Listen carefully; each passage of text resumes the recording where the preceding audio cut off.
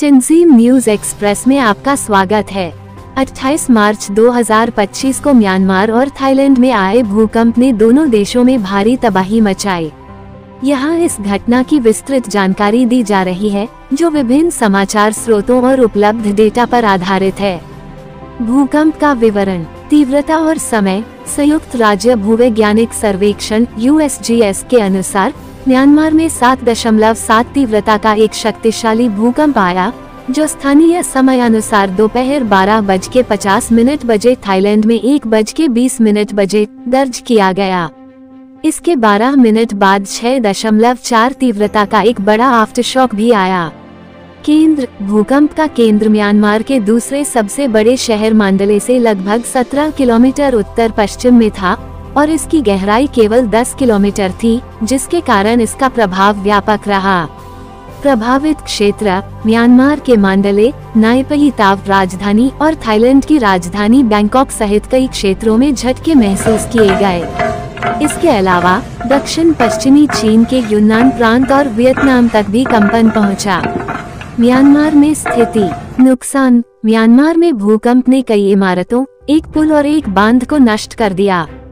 मांडले में एक मस्जिद के ढहने से 10 लोगों की मौत की खबर है, जबकि नाई पही ताव में 1000 बेड वाले एक अस्पताल में कम से कम 20 लोगों की मृत्यु हुई।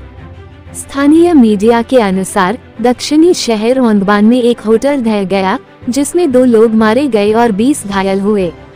मृत्यु और घायल। सरकारी टीवी चैनल MRTV के अनुसार म्यांमार में कम से कम 144 लोगों की मौत हुई और 732 लोग घायल हुए।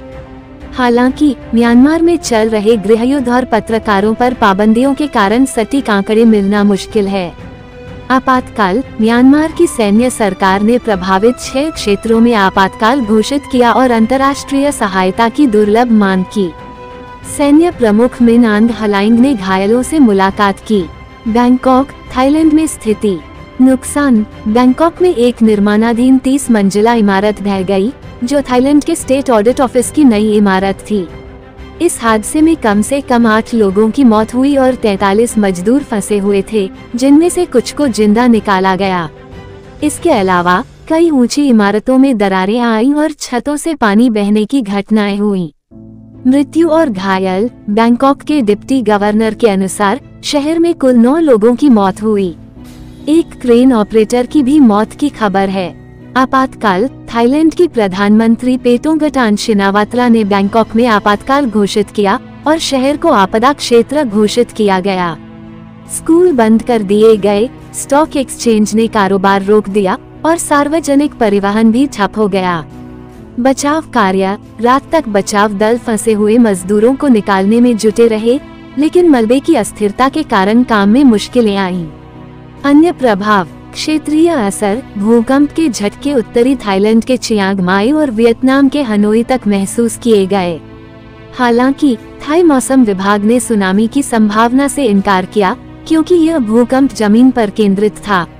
अंतर्राष्ट्रीय प्रतिक्रिया। भारत के प्रधानमंत्री नरेंद्र मोदी ने सहायता की पेशकश की, जबकि फ्रांस ने भी समर्थन का आश्वासन दिया। निष्कर्ष। ये भूकंप हाल के वर्षों में इस क्षेत्र का सबसे शक्तिशाली भूकंप माना जा रहा है, जिसने म्यांमार और थाईलैंड दोनों को गहरे संकट में डाल दिया। म्यांमार में पहले से चल रहे गृहयुद्ध और बैंकॉक जैसे घनी आबादी वाले शहर में हुए नुकसान ने स्थिति को और जटिल बना दिया है।